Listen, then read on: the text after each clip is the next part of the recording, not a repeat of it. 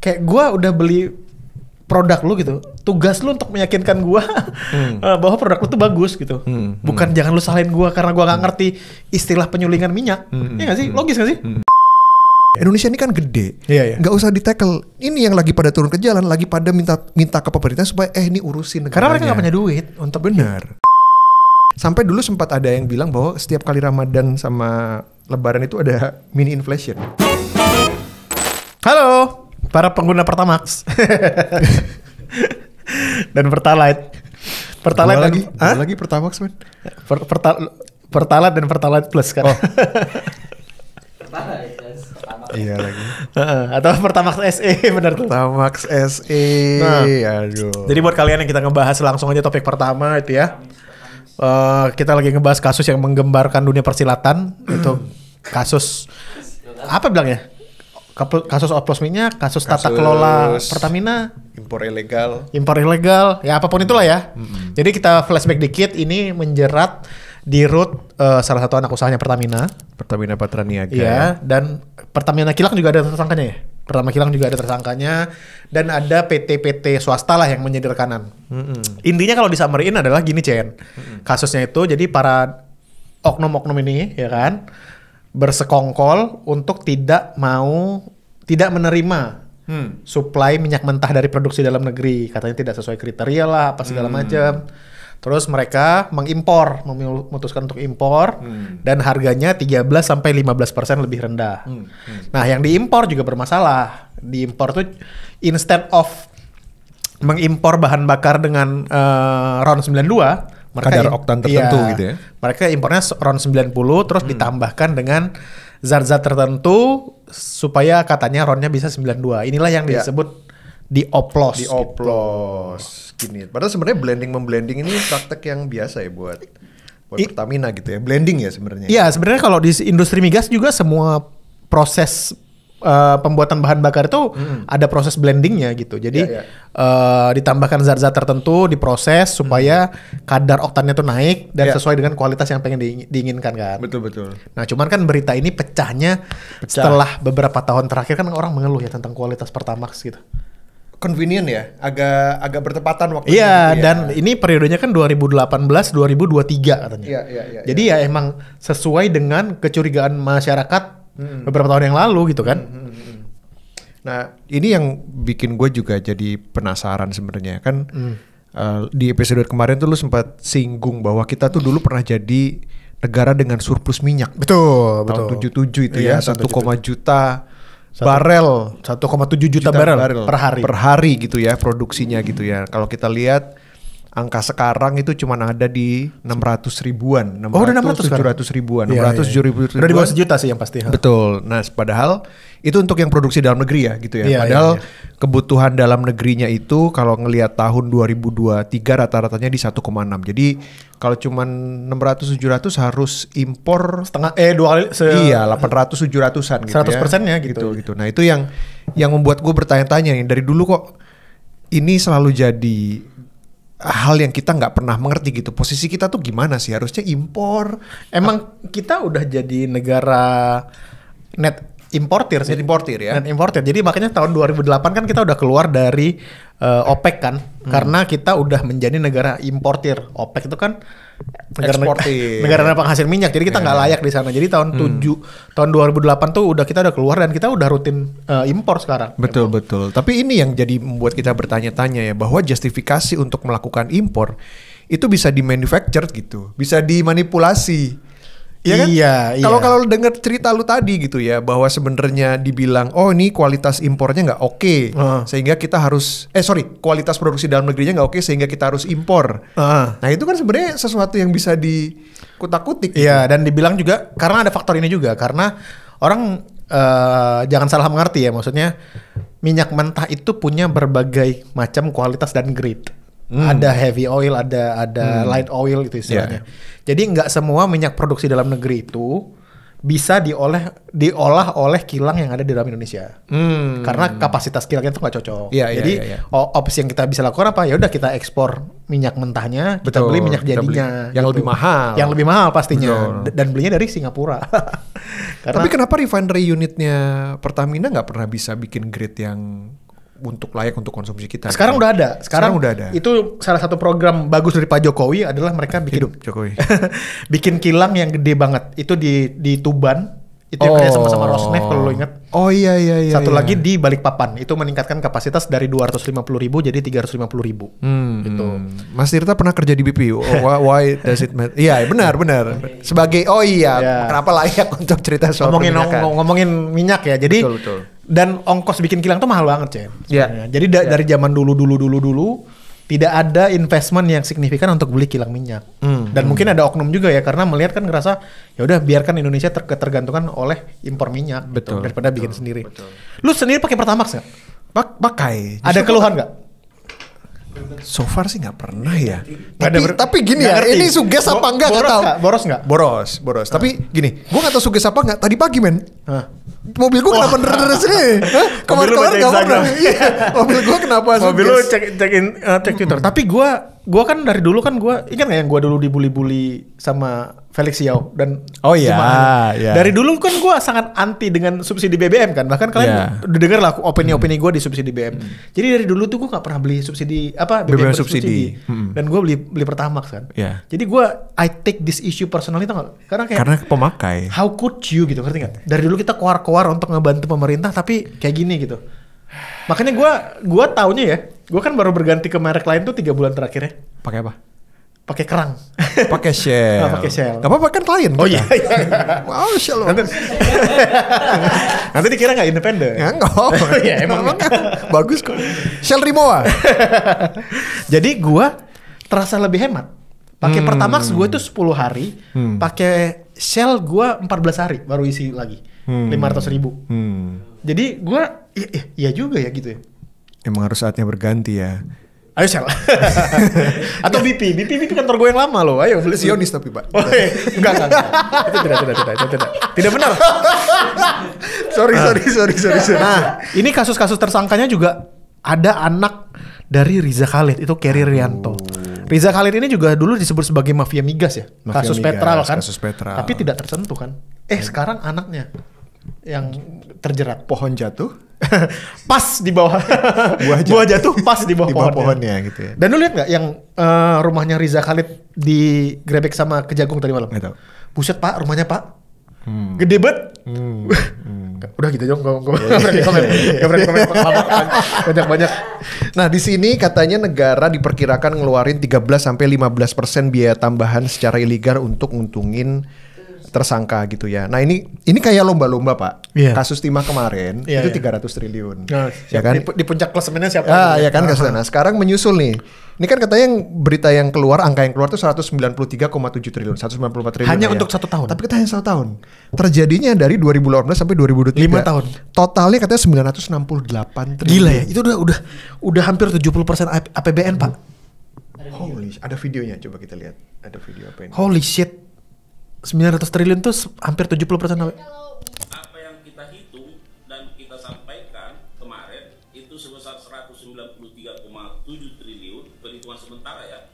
Nah tetapi itu juga sudah komunikasi dengan ahli ya. Terhadap 5 komponen itu baru di tahun 2023. Baru 2023. Mbak Clarissa bayangkan. Ya.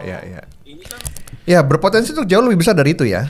Ini ya maksudnya gue pengen ngebandingin ya. Ini bukan 900 triliun itu kan sebenarnya bukan semuanya duit ya, maksud gue. Bukan uang yang diambil. Bukan semuanya cash gitu. Jadi ada potensi kehilangan, potensi. Tapi gini Pak, buat negara itu cash nggak sih? Sebenarnya. Multiplier efek juga menurut gue. Ada trade off maksudnya. Kalau misalnya dia ngomongin soal subsidi yang harusnya nggak dikasih, bisa keluar di sana lain. Betul. Atau misalnya impor yang harusnya nggak dilakukan, biaya-biaya ekstra. Bisa jadi buat negara tuh cash semua. Dan gitu. menurut gua ada komponen-komponen non cash yang nggak dihitung. Contoh, ini kan kerugian negara. Kerugian rakyatnya mana? Nggak dihitung. Mobilnya rusak. Mobil rusak, ganti filter, motor. Terus multiplier efek dari inflasi. Misalnya kayak gue bilang tadi, yang harusnya subsidi BBM, kalau diguyur ke sektor mana, harus kan menggerakkan ekonomi kan. Multiplier efeknya nggak dihitung kan, yang potential loss-nya. Jadi kalau di itu faktor-faktor itu dihitung. Terus kecurigaan istri. Ya kan, lo ini kok bensin cepet habis, kamu kemana dulu? Kamu main ke kota ya? Kamu main ke kota ya? Kamu mampir mana dulu? Nah jadi itu tuh nggak dihitung gitu. Iya. Kalau itu dihitung menurut gua angkanya lebih dari itu sih. Iya. Makanya gila sih menurut gua. Udah gila. Udah gila. Dan lu lihat nggak? Teman lu ada yang orang Pertamina? Nggak banyak. Ada yang udah mulai khotbah di Instastories? Belum, kan masih hari Kamis. Jumat besok. Terus jadi gue udah menemukan kan beberapa adik kelas kita yang curhat di Instagram gitu kayak jangan mudah terprovokasi. Kalau oplos itu proses yang sebenarnya, terus kayak ini kan mereka menyebut sama teman itu kan perwira ya. Iya. Oh, bukan nakama. Bukan. Itu Tokopedia ya. Nah, nakama itu Tokped. Jadi mereka menyebutnya tuh perwira. Jadi sabar ya perwira, semoga dibalas Allah, kita udah mengabdi mendistribusikan ke BBM ke daerah terluar kayak. Men, lu dibayar dengan sangat layak, men. Gue buka Instagramnya pasti tuh jalan-jalan ke luar negeri. Iya, kayak di mana bagian pengabdian? Itu kerjaan lu gitu. Kalau pengabdian itu kayak guru honorer. Lu dokter di daerah terpencil gitu. Tadi pagi staf isi bensin dimarahin. Di stafnya Pertamina yang ngisi-ngisi dimarah-marah penangis. Oh, ada. Ais tadi ngisi. Oh, janganlah. Tukang pom bensin dimarahin. Itu justru yang nggak ngerti apa. Iya, mereka jangan. Mereka tuh ujung tombak jangan. Salah. Marahnya ke Riza Khalid. Betul. Apa Ahok? Bukan Pak Anies. Bukan Pak Ahok. Nah, ini job desk Patraniaga di distribusi BBM ya. Indonesia sendiri pertahanan surplus tadi udah pernah cerita. Iya kan? Keluar dari OPEC juga udah pernah gitu.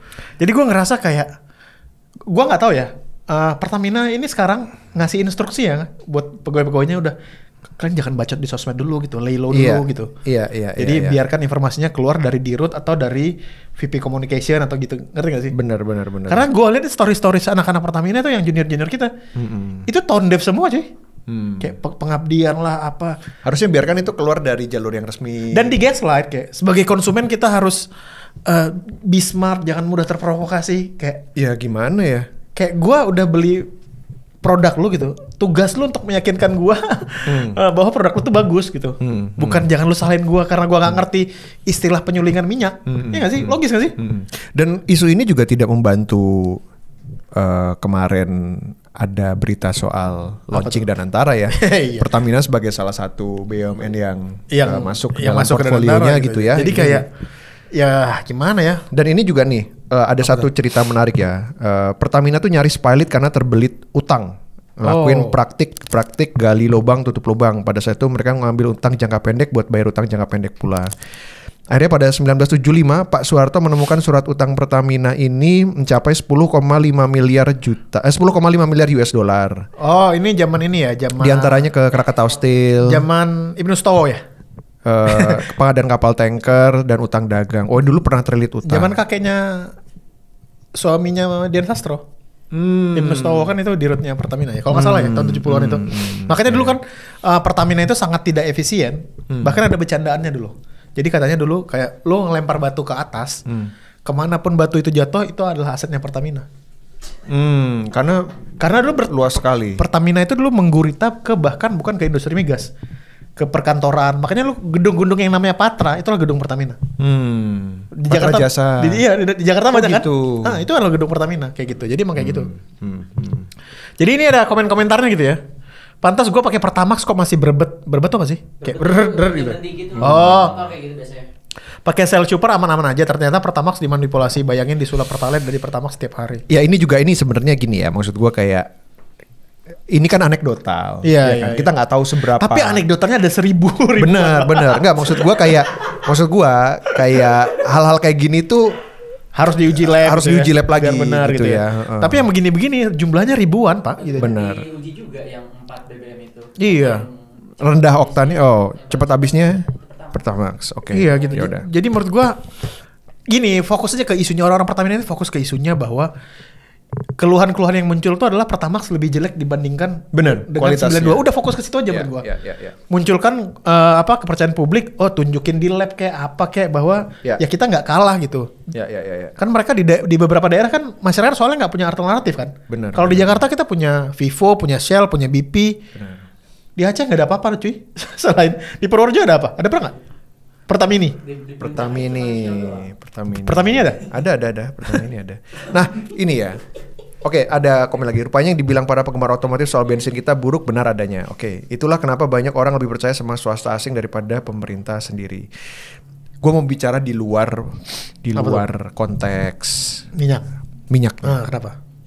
Kenapa baru sekarang? Kenapa baru sekarang? Ditangkapnya. Baru ketahuan yang meledaknya.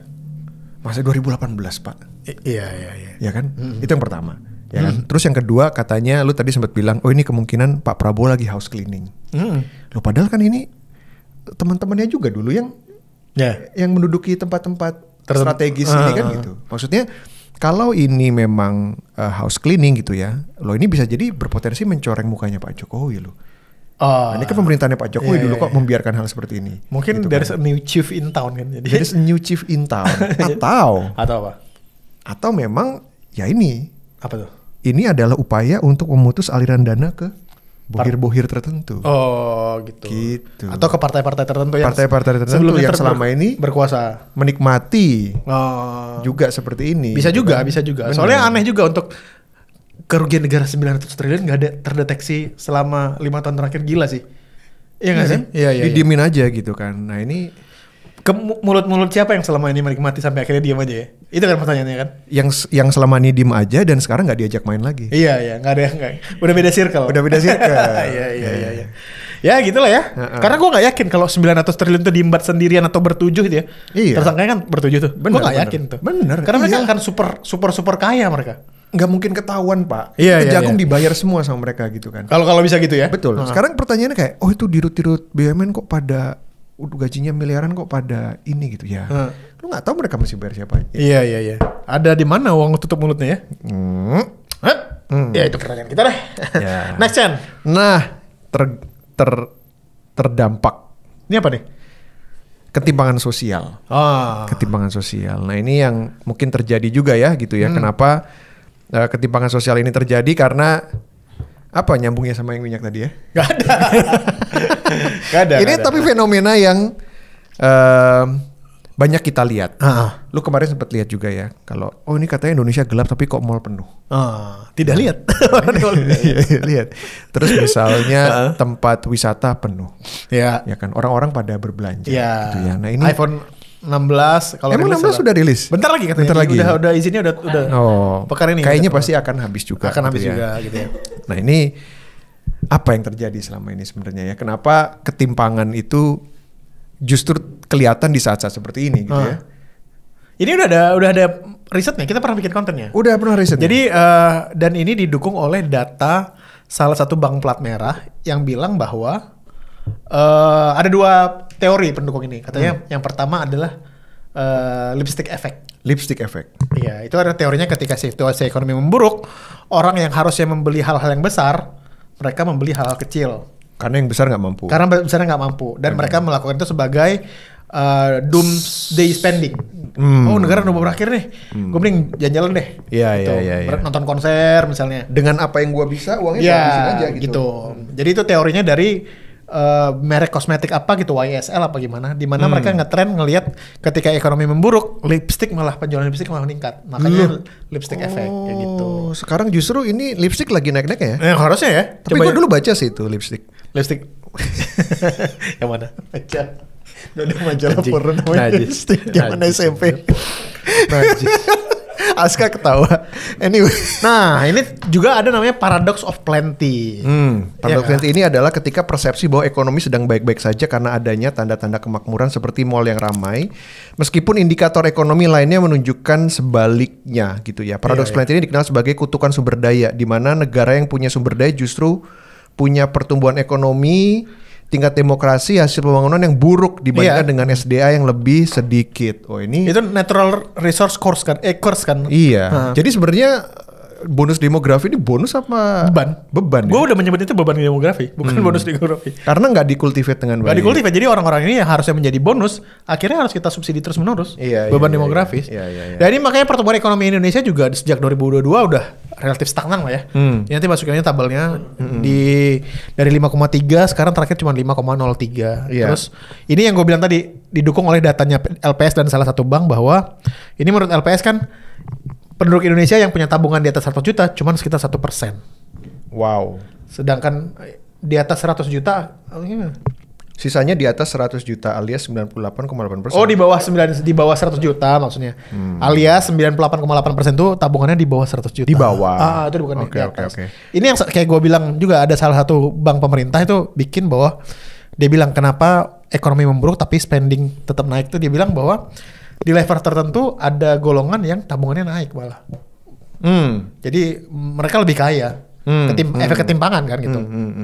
Terus ada juga yang bilang bahwa paradox of plenty ini ya, di mana orang-orang yang kemudian punya kemampuan untuk spending gitu ya, itu lalu memamerkan spendingnya mereka, memamerkan barang-barang yang mereka beli, memamerkan mereka berwisata kemana itu ke sosial media. Ini yang kemudian jadi kayak gaung gitu ya. Jadi semacam tren yang harus diikuti oleh semua orang untuk menunjukkan bahwa hidup gue baik-baik aja gitu ya. Nah ini yang kemudian jadi isu ketika lu yang nggak punya capability untuk doing such spending gitu ya, beli barang-barang tertentu, liburan, ke konser, hangout dan lain-lain, itu terpaksa harus mengeluarkan uang lewat pinjol gitu ya dan lain-lain gitu kan. Ini kan semacam tren yang nggak jadi sustain gitu. Solusinya apa nih? Jangan main Instagram. Jangan main TikTok aja. Iya.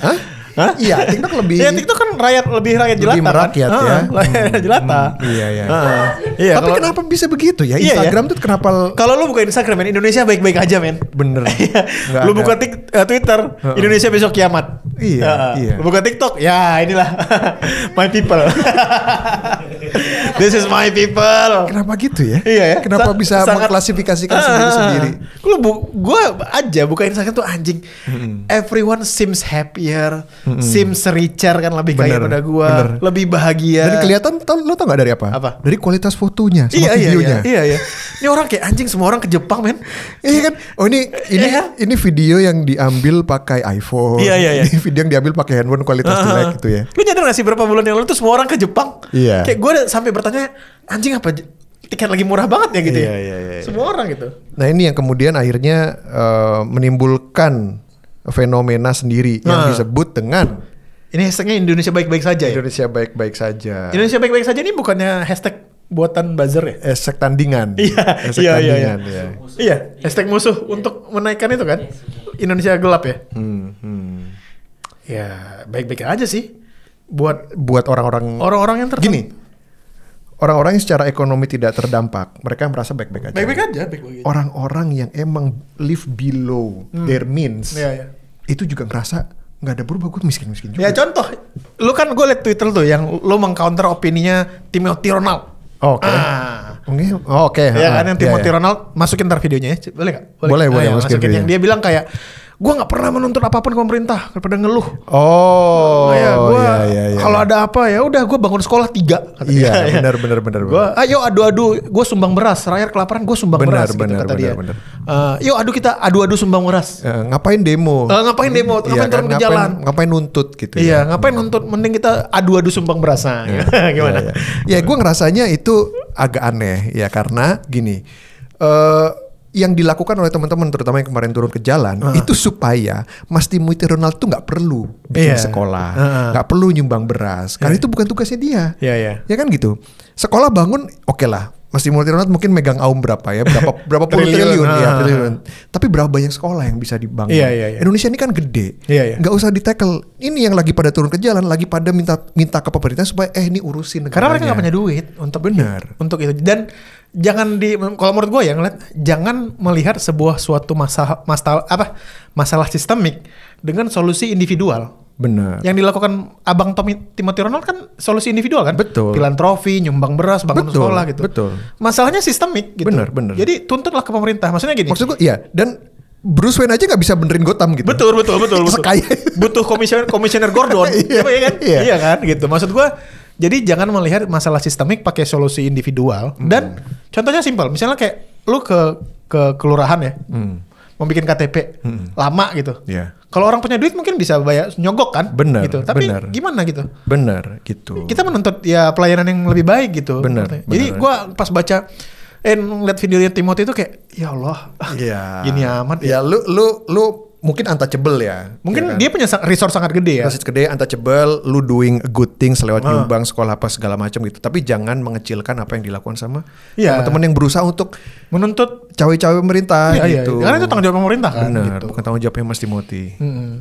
Kita butuh berapa banyak Timothy untuk menyelesaikan masalah negara ini. Oh, apa justru itu yang dia pengen? Ya? Iya. Semua harus jadi saya. Biar bisa gantiin pemerintah. Nah, topik berikutnya adalah provinsi paling menguntungkan pasangan. Profesi. Aduh, mata gue ada siwer. Profesi. Nah, ini mau Ramadan bentar lagi, Pak. Oh iya? Iya, Ramadan sebentar Ramadan lagi. Ramadan tiba. Ini nih Ramadan ya? Ramadan. Selamat berbuka ya. Ini tanggal hari Sabtu ya? Puasa pertama ya? Lo mau Muhammadiyah apa NU? Kayaknya beda lagi nih. Oh. Kayaknya beda lagi ya. Oh ya nggak tahu dia Kristen. Oh iya. Ngapain gue tanya sama dia ya? Iya. Sorry. Nih staff saya Kristen, saya tanya puasa hari pertama kapan? Dia nggak tahu. Kayaknya Sabtu sih, kayak Sabtu. Nggak pernah puasa. Nanya sebelahnya nggak pernah puasa. Nanya saya apa lagi? Oh ya ini bisa. Diperkirakan pada Idul Fitri 2024 perputaran uang itu mencapai 153. Ini 2024 157,3 triliun. Tahun lalu maksudnya. Tahun lalu betul. Iya. Nah ini artinya kan sampai dulu sempat ada yang bilang bahwa setiap kali Ramadan sama Lebaran itu ada mini inflation. Oh ya? Iya, karena harga-harga naik gitu ya. Terus supply uang makin banyak karena orang dapat THR. Fee Ustadz naik gitu. Itu gila. Iya. Fee Ustadz itu naik. bisa gila-gilaan naiknya ketika Ramadan karena mereka nyayur di situ kan. Bulan-bulan lain kan mereka nggak bulan-bulan lain nggak ada yang mau dengerin ya. Oh tidak. Dengerinnya Hotman Paris.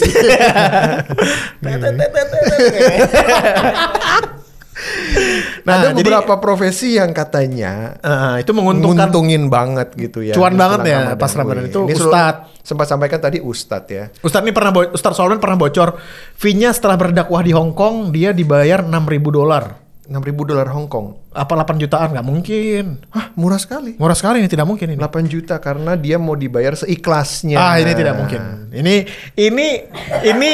ya, ini gue cerita ya. Gue dulu pernah di kantor gue yang lama, acara Ramadan, gue panitianya. Kita mau ngundang Ustadz. Tapi ini bukan Ustadz Solmed kan? Bukan. Kalau Ustadz Solmed mungkin kan? Gue juga nggak percaya. Karena cerita gue gini, gue undang Ustadz, kita sebutnya Ustadz televisi lah ya. Ustadz televisi. Yang sering di TV maksud gue. Oh, oke. Kita mau panggil kantor, alasannya persis sama. Ketika kita nanya, fee-nya berapa nih Pak Ustadz? Berapa nih? Oh seikhlasnya saya nggak ada tarif. Saya nggak tahu tarif saya, ceramah saya. Tanya aja ke tim saya gitu. Oke. Begitu tanya timnya 60 juta mas 2 jam. Oh. Jadi ini alasan-alasan kayak gini mereka tuh kalau ditanya infotainment selalu saya nggak tahu tarif saya seikhlasnya. Tanya ke tim saya. Tim mereka yang tahu Pak. Bener. Tim mereka yang punya price list. Red cardnya di tim. Jadi gue waktu itu mikir anjir nih dia berdakwah ya ini ya. Begitu tanya timnya mas kita kalau 2 jam 60 juta. Oke, siap. Bener. Selain itu Ustadz Abdul Somad bisa mendapatkan 132 juta dakwanya di apa sih nih? Iya, apa sih kata-katanya nggak jelas nih. Skip. 8-9 juta sekali dakwah. 132 juta itu apa? Sebulan. Sebulan. Nggak mungkin, tidak mungkin. Itu pasti lebih. Kalau full. Ini tidak mungkin sekali. Ajim diperkira mendapatkan 4 sampai 63 jutaan per bulan. Ini sumbernya dari mana nih? Bener nggak nih? Suara. Oh ya, ini kata-kata suara ya Pak Ustadz Ajim. Ustadz Maulana ini bilang 25 juta setiap ceramah di TV ya. Ini masuk akal nih gitu. Namun ini semua ustadz yang populer. Bisa jadi untuk ustadz yang tampil di rumahan bisa lebih murah karena popularitasnya lebih rendah. Nah ini gini ya. Ustadz muda lu tau gak sih? Ustadz muda. Kan ustadz yang muda sekarang lagi. Yang Dacil lah itu. Bukan ustadz yang bocil itu. Bukan. Lu ngerasa gak bahwa sekarang orang denger ustadz itu sebenarnya pengen denger sisi entertainmentnya juga. Lucunya juga. Iya. Relatable-nya. Jadi dari dulu gak sih? Kiai Haji Zainuddin MZ almarhum? Betul. Kan lucu banget kan? Enggak banget sih. Enggak pernah dengar ya Anda? Dengar. Dulu kan kultum. Iya ya. Dulu kultum. Kuliah terserah antum. 7 menit. Terus Mama Dede juga. Mama Dede lucu kan. Dan emang harus di-combine kayak gitu ya. Ustadz terlalu serius kayaknya enggak laku ya. Kalau terlalu serius dikira ini ya. Dikira mau marah-marah gitu. Atau dikira yang gimana gitu. Terlalu konservatif gitu. Jadi Ustadz ini mungkin kayak Mariah Carey waktu Natal kali ya. Oh. Nyayurnya hanya di periode tertentu, sisanya kan dorman gitu ya mungkin ya. Mungkin nggak terlalu banyak lah ya. Tuh. Kalau Mariah Carey kan gara-gara lagu itu kan. Nah, terus ini Habib celap-celup minuman apa, Iki? Habib. Ini ada videonya. Oh, Habib celap-celup minuman. Coba. Aduh, ini jangan bahaya-bahaya gini dong. Pinggir jurang gini, Hah? Lidah Habib jalan ke surga.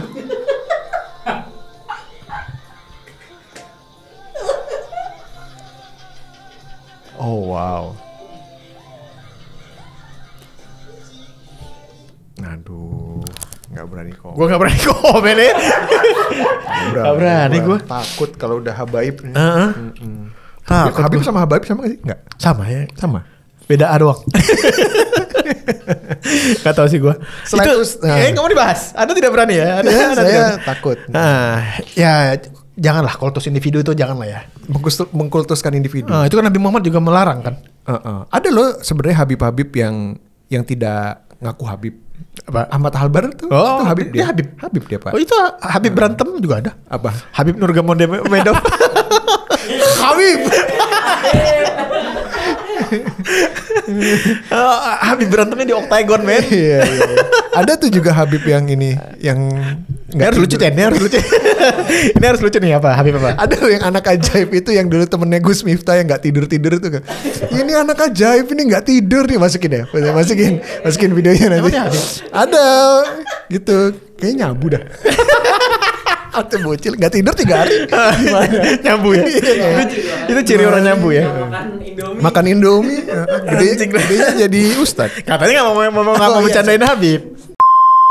Selain ustadz ada beberapa profesi yang lain untung saat Ramadan, jualan kurma. Ya, gua udah beli kurma di TikTok, gua udah nyetok.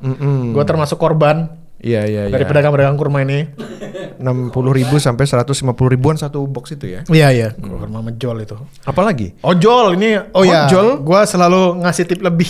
Karena gua kan pesan makanan itu menjelang berbuka itu kan ngantrinya suka lama kan. Itu ojol itu nyanyurnya di situ gitu. Tajil yang jual-jual tajil. Iya, ini takjil war. Kolak. Takjil war ini kan gua sangat menunggu ya. Daerah Ben Hill itu loh. Iya. Ramai banget. Dan kayaknya semua orang jualan takjil ya kalau Ramadan itu ya. Takjilatin. Astagfirullahaladzim. Bip. Tolong Bip. Yuk reaction. Sebelum kita diarak beramai-ramai. Ya. Oh reaction ya. Gak tidur 2 hari anjing. Baru lihat. Anak ajaib ini.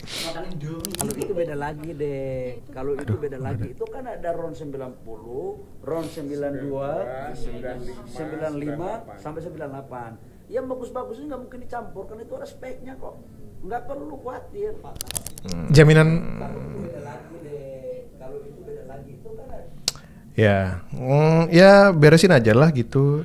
Itu kan menurut gue ya ini udah bukan solusi yang tepat sih. Menurut gue yang ngomong kayak gitu tuh harus pihak ketiga. Jadi public trust itu percaya gitu. Kan si Fitra Eri diminta ngomong. Ya jangan Fitra Eri juga dong. Enggak, maksud gue. Oh ada di bawahnya. Jangan Fitra Eri juga dong. Maksud gue. Melakukan sosialisasi bersama para influencer ini untuk tujuannya menenangkan masyarakat bahwa oplosnya itu salah kaprah gitu. Oplos dengan blending kan beda nih. Kalau blending itu resmi, kalau oplos kan kesannya itu kan manipulatif. Jadi main istilah ya. Mas Fitra gimana? Siap bersedia mungkin? Ini saya dihubungi Pertamina untuk bilang bahwa bukan bensin oplosan. Saya sendiri tidak berani karena saya tidak tahu faktanya seperti apa. Betul. Saya masyarakat biasa, saya konsumen. Saya dengar dari Kejaksaan Agung ada oplosan. Kebetulan saya dengar pendapat di DPR tidak ada oplosan. Mana yang benar? Ya. Jadi kalaupun Pertamina mau mengembalikan kepercayaan, menurut saya yang dilakukan harus komunikasi publik yang tepat. Tidak harus melalui influencer. Betul. Apa kayak gini datangnya dari orang luar ya? Benar. Maksud gue itu ya lu perusahaan sebesar itu nggak punya PR sama korkom strategi yang baik tuh gimana? Firefightingnya gimana gitu. Menurut gue benar tuh kata Bung Fitra itu. Jadi yang ngomong itu jangan lagi Pak Bahlil, jangan lagi di Pertamina karena pasti bias kan. Udah tunjuk aja lab pihak ketiga adu gitu. BBM-nya 92-nya Shell, 92-nya BP, Vivo. Adu pertama buka hasilnya secara publik baru kan orang percaya gitu. Itu Shell setelah itu. Hah? Itu Shell juga. Habis ini nih. Apakah dimungkinkan dari 90 ditambah zat-zat khusus gitu kan bisa naik gitu kan? zat aditif tersebut adalah untuk menambahkan value, Pak. Jadi ini orang sel ya, ibu ini? Ya, badan usaha punya value keunggulan masing-masing. Jadi itulah tujuan dari zat aditif tersebut, Pak. Ya, tapi ronnya tetap kan, oktannya itu tetap kan. Oh iya. Dari Shell oktannya tetap. Iya. Tuh, ya pasti dia pinter ya, dia ngomongnya dia nggak berani ngomongin produk. Adiktif apapun, dia tidak merubah ron kan. Dari proses kami tidak akan merubah ron. Tuh. Udah bener itu, dia ngomongnya kan untuk Shell tapi nggak tahu ya kalau di produknya Pertamina. Itu maksud gua. Ya udah, tunjuk aja pihak ketiga, lab test gitu ya. Bener nggak oktannya 92, sama nggak kayak pesaingnya? Kalau cuman Pak Bahlil yang ngomong nggak percaya sih. Iya. Capek dengar Pak Capek. Siapa yang mau ngomong? Siapa yang? Justru saya nanti menunggu sebenarnya kalau dari Pak Bahlil adalah berita ini kapan giginya diperbaiki. Saya tunggu itu. Kenapa giginya? Emang bagus ya? Dah, nggak berani dah.